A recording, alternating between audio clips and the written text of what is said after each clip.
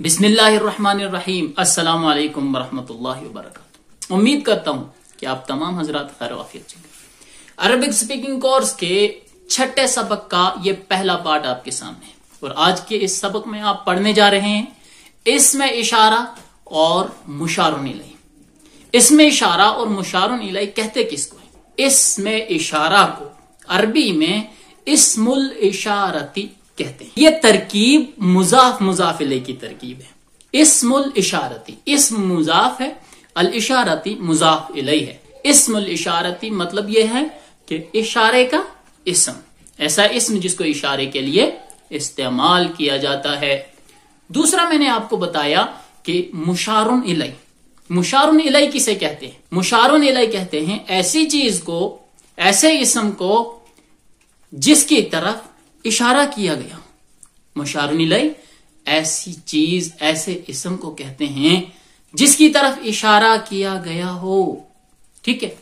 تو مشار الیہ یہ اسی طرح ہے جیسے مضاف الیہ، مضاف الیہ کو مضاف الیہ، ٹھیک ہے، تنوین تو ہوتی ہے، ہم اس کو مضاف الیہ پڑھتے ہیں۔ اسی طرح مشار الیہ کو ہم مشار الیہ بھی کہہ سکتے ہیں۔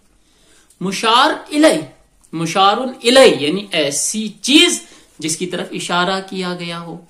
چلیں جی، اگر یہ بات سمجھ نہیں آئی تو واٹس ایپ پر میسج کریں، پوچھیں، کمنٹ سیکشن میں پوچھیں، ضرور پوچھیں، میں آپ کی رہنمائی کروں گا۔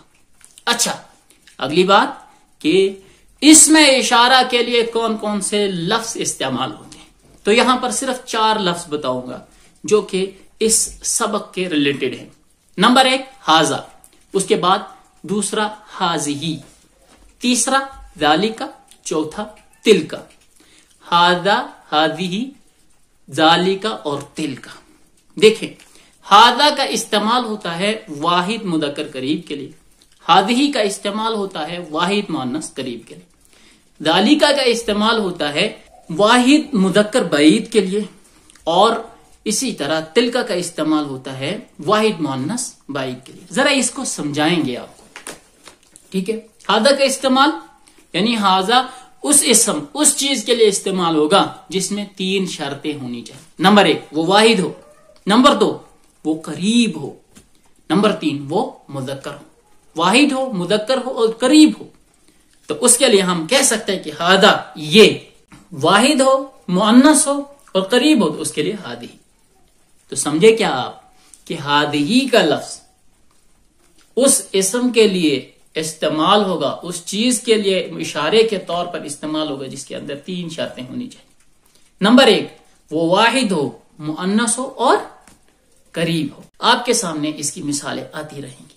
اچھا، اس کے بعد ذالک، ذالک وہ، جیسے آپ نے پڑھا ہے ذالک بیتن، وہ ایک گھر ہے، تو ذالک اس اسم، اس چیز کے لیے اشارے کے طور پر استعمال کریں گے جس کے اندر 3 چیزیں پائی جاتی ہیں۔ نمبر 1 وہ واحد ہو، مذکر ہو اور کیا ہو؟ دور ہو، ٹھیک ہے؟ 3 چیزیں آ گئی۔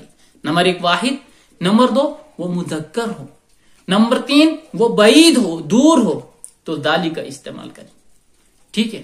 اسی طرح تلک، تلک ھذہ کے اپوزٹ ہے، یعنی ھذہ قریب کے لیے اور تلک مؤنث بعید کے لیے استعمال ہوتا ہے۔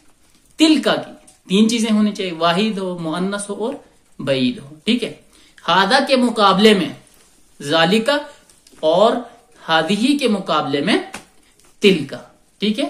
ھذا واحد مذکر قریب کے لیے، ذالک واحد مذکر بعید کے لیے، ھذہ واحد مؤنث قریب کے لیے اور تلک واحد مؤنث بعید کے لیے۔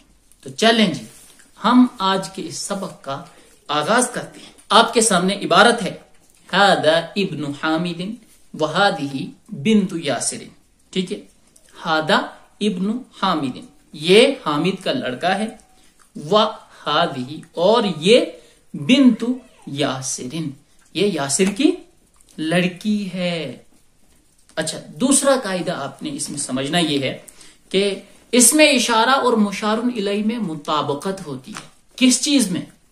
واحد میں، تثنیہ میں، جمع میں، اسی طرح مذکر میں، مؤنث میں، ٹھیک ہے؟ تو ان چیزوں میں اس میں اشارہ اور مشار الیہ میں مطابقت ہوتی ہے۔ اسی طرح موصوف صفت اور مبتدا خبر میں بھی مطابقت ہوتی ہے. اس بحث کو آپ آگے تفصیل کے ساتھ پڑھیں گے. بس یہاں یاد رکھیں کہ ہذا اس میں اشارہ ہے ابن حامد مشار الیہ. دونوں میں مطابقت کن چیزوں میں ہے؟ دیکھیں ابن حامد مذکر ہے، ٹھیک ہے، ابن حامد کا بیٹا جو ہے یہاں پر مذکر ہے، نزدیک ہے، تو اس کے لیے ہادا کا استعمال کیا. اسی طرح بنت یاسر، یاسر کی لڑکی، وہ مؤنث ہے، تو اس کے لیے ہم نے کیا لایا؟ ہذہ، قریب ہے، ٹھیک ہے. دوسرا جملہ آپ کے سامنے، ابن حامد جالس و بنت یاسر واقفۃ واقفۃ. اچھا، ابن حامد جالس، حامد کا لڑکا بیٹھا ہوا ہے، وہ بنت یاسر، اور یاسر کی لڑکی کھڑی ہے، ٹھیک ہے. غور کریں ذرا آپ، تو ابن حامد مضاف الیہ کر مبتدا بن رہا ہے اور جالسن اس کی خبر ہے.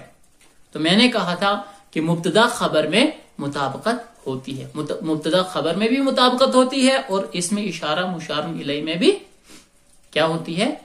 مطابقت ہوتی ہے، ٹھیک ہے. تو یہ بات یاد رکھیں آپ کہ ابن حامد کیا تھا؟ واحد تھا، مذکر تھا، تو اس لیے جالسن بھی کیا آ گیا؟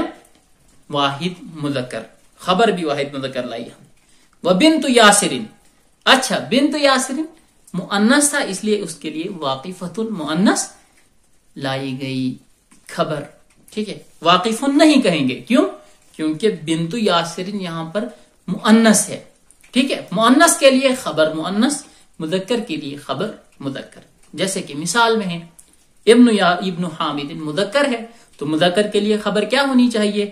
مذکر ہونی چاہیے، تو جالسن لے آئے. اسی طرح بنت یاسر مؤنث ہے، تو مؤنث کے لیے خبر کیا ہونی چاہیے؟ مؤنث ہونی چاہیے، تو اس لیے واقفۃ لایا، مذکر نہیں لائے، یعنی واقف نہیں استعمال کیا. آگے چلیں، من ہذہ، یہ کون ہے؟ جواب ہے ہذہ اخت المہندسی، یہ انجینئر کی بہن ہے، ٹھیک ہے. المہندس انجینئر، یہ انجینئر کی بہن ہے. ہذہ اخت المہندس، یہ انجینئر کی بہن ہے. اہی ایدن مہندسۃ، ٹھیک ہے. کیا ہی وہ، ایدن بھی، مہندسۃ انجینئر ہے، ٹھیک ہے. کیا وہ بھی انجینئر ہے؟ ٹھیک ہے. لا، نہیں. ہی طبیبۃ، وہ ایک ڈاکٹر ہے، وہ ایک ڈاکٹر ہے. چلیں جی، اس پر اگر غور کریں گے، اس جملے پر اہیا مہندسۃ ہذہ اختن، اختن کے لیے ہذہ کا استعمال، اسی طرح مہندسۃ کے لیے ہیا کا استعمال. ہیا بھی مؤنث کے لیے استعمال ہوتا ہے، مذکر کے لیے ہوا استعمال ہوتا ہے. یہ بھی انشاءاللہ تعالی آگے پڑھائیں گے ہم. ہوا ہما ہم، ہیا ہما ہن، تو یہ آگے انشاءاللہ آئے گا. آپ اتنا یاد رکھیں کہ ہیا واحد مؤنث کے لیے استعمال ہوتا ہے، ٹھیک ہے. اب چلیں جی، سیارۃ من ہذہ، ٹھیک ہے. سیارۃ من ہذہ، تو اس کا مطلب ہے کہ یہ گاڑی کس کی ہے؟ سیارۃ من، یہ گاڑی کس کی ہے؟ سیارۃ من، کس کی گاڑی؟ ہذہ، یہ ہے، ٹھیک ہے. کس کی گاڑی ہے یہ؟ ٹھیک ہے. سیارۃ من ہذہ، اس پر بھی غور کریں ذرا. تو سیارۃ من، اس کے لیے جو لفظ آگے لایا ہے اشارے کا، ہذہ لایا ہے، ٹھیک ہے. ہذا نہیں لا سکتے تھے، کیوں؟ ہذا مذکر کے لیے استعمال ہوتا ہے، اور سیارت یہاں پر کیا ہے؟ مؤنث ہے، واحد ہے، تو اس کے لیے ہذہ کا استعمال ہوا. یہ یاد رکھیں آپ. ہذہ سیارۃ المدیر، یہ پرنسپل کی، یہ محتمم کی کار ہے، ٹھیک ہے. یہ محتمم کی کار ہے. چلو جی آگے چلو. سیارۃ المدیر کے لیے ہذہ کا استعمال ہوا، کیوں؟ کیونکہ یہ مؤنث ہے. میں آپ کو بار بار اس لیے پڑھا رہا ہوں، بار بار اس لیے بتا رہا ہوں تاکہ یہ آپ کے دماغ میں بیٹھ جائے اور آپ بھی اس کو بار بار پڑھیں. اس کا فائدہ یہ ہے کہ آپ جب اس کو بار بار پڑھیں گے تو یہ آپ کے دماغ میں بیٹھ جائے گا اور پختگی کے ساتھ بیٹھ جائے گا، آپ اس کو بھولیں گے نہیں، یاد بھی کریں انشاءاللہ تعالی. میں چاہتا تو ان اسباق کو ایک ہی دن میں ختم کر دیتا. میں ایک دن میں ایک سبق مکمل کر سکتا تھا، لیکن میں اس کے پارٹ اس لیے کر رہا ہوں، حصے اس لیے کر رہا ہوں تاکہ ہر چیز آپ کے سامنے آئے، اور جب ہم تھوڑا تھوڑا پڑھیں گے تو وہ مضبوطی کے ساتھ ہمیں یاد کرنا آسان ہوگا۔ چلیں جی، ہاں، ما ہذہ یہ کیا ہے؟ تو ما ہذہ جب پوچھا گیا تو آپ کے دماغ میں گھوم جائے گا کہ ما ہذہ، ما کا استعمال جو ہوتا ہے غیر ذوی العقول کے لیے استعمال ہوتا ہے ما کا، تو ما ہذہ، تو آپ دماغ میں سوچیں گے یہ ما، ایک تو یہ غیر ذوی العقول ہے، دوسری بات یہ کہ ہذہ یہ مؤنث کے لیے پوچھا جا رہا ہے، ٹھیک ہے؟ تو آپ بولیں گے ہذہ مکوات، یہ ایک پریس ہے، آئرن ہے جس سے ہم کپڑوں کو پریس کرتے ہیں۔ چلیں جی، لمن ہذہ یہ کس کی ہے؟ یعنی یہ آئرن جو ہے، یہ پریس ہے، یہ کس کی؟ تو ہذہ لخالد، یہ خالد کی ہے، ٹھیک ہے؟ اس کے آگے چلیں، الدراجۃ انس ہذہ، کیا انس کی سائیکل یہ ہے ہذہ، ٹھیک ہے؟ دیکھیں، الدراجۃ انس، دراجتن کے لیے ہذہ کا استعمال کیا، ٹھیک ہے؟ الدراجۃ انس ہذہ، کیا یہ انس کی سائیکل ہے؟ لا، نہیں، ہذہ دراجۃ عمار، یہ عمار کی سائیکل ہے۔ یہاں پر بھی دیکھیں دراجتن کے لیے ہذہ کا استعمال ہوا ہے، کیوں؟ کیونکہ یہ واحد مؤنث قریب ہے۔ ہذہ جدیدہ، یہ کیا ہے؟ جدیدتن، یہ نئی ہے۔ یہاں پر بھی دیکھیں آپ کہ ہذہ مبتدا بن رہا ہے، جدیدتن اس کی خبر، دونوں میں مطابقت دیکھیں، ہذہ بھی مؤنث ہے اور جدیدتن خبر بھی مؤنث لائی گئی۔ چلیں جی، وَدَرَّاجَةُ أَنَسٍ قَدِيمَةٌ، دراجۃ انس مضاف مضاف الیہ مل کر مبتدا بنے گا، قدیمۃ اس کی خبر، انس کی سائیکل پرانی ہے۔ ہذہ ساعۃ علی، یہ علی کی گھڑی ہے، ٹھیک ہے؟ ساعۃ علی، علی کی گھڑی، ہذہ یہ، ٹھیک ہے؟ ہی جمیلۃ جدا، وہ بہت خوبصورت ہے، ہی وہ جمیلۃ خوبصورت ہے، جدن بہت۔ تو یہاں پر بھی دیکھیں ہیا اور اس کی خبر جمیلۃ لائی ہے، جمیل نہیں لائی، کیوں؟ کیونکہ ہیا واحد مؤنث کے لیے استعمال ہوتا ہے، تو اگر ہیا مبتدا بنایا گیا ہیا کو، تو ظاہر سی بات ہے کہ خبر بھی واحد مؤنث قریب ہی ہونی چاہیے، ٹھیک ہے؟ واحد مؤنث ہونی چاہیے، ٹھیک ہے؟ جمیلۃ جدن استعمال ہوتا ہے، ٹھیک ہے؟ جدن کے معنی بہت۔ اس کے بعد ہذہ ملعقۃ وہذہ قدر، ٹھیک ہے؟ ہذہ یہ ملعقۃ کیا ہے؟ چمچ ہے، یہ چمچ ہے، یہ ایک چمچ ہے، ٹھیک ہے؟ ہذہ ملعقۃ، یہ ایک چمچ ہے، وہذہ قدر، اور یہ ایک ہانڈی ہے، یہ ایک برتن ہے، ٹھیک ہے جی؟ الملعقۃ فی القدر، چمچ کیا ہانڈی میں ہے، چمچ برتن میں ہے، وہ برتن جس میں ہم کھانا بناتے ہیں جی۔ ہذہ بقرۃ الفلاح، ہذہ مبتدا ہے، بقرۃ الفلاح مضاف الیہ مل کر کیا بنے گی؟ خبر بنے گی، ٹھیک ہے؟ ہذہ بقرۃ الفلاح، یہ کسان کی گائے ہے، یہ کسان کی ایک گائے ہے۔ ھذا انف، یہ ناک ہے، وھذا فم، اور یہ کیا ہے؟ منہ ہے، ٹھیک ہے؟ یہاں پر اگر دیکھیں گے آپ تو ھذا مبتدا ہے، انفن کے لیے ھذا کا استعمال، کیوں؟ مذکر یہاں مبتدا بھی ہے، خبر بھی ہے، ٹھیک ہے؟ وھذا فمن بھی مذکر ہے، اس لیے اس کے لیے ھذا کا استعمال کیا۔ اسی طرح ھذہ اذن، یہ کان ہے، ھذہ عین، اور یہ آنکھ ہے۔ یہاں پر اگر دیکھیں گے آپ تو اذن اور عین ظاہر میں لگ رہے ہیں کہ یہ مذکر ہیں، اس کے لیے ھذہ کا استعمال ہونا، اس کے لیے مذکر کے لیے ھذا کا استعمال ہوتا ہے۔ تو پھر یہاں پر اذن اور عین جو کہ ظاہری طور پر کیا مذکر دکھ رہے ہیں، تو ان کے لیے ہم نے ھذہ اور ھذہ کا استعمال کیوں کیا؟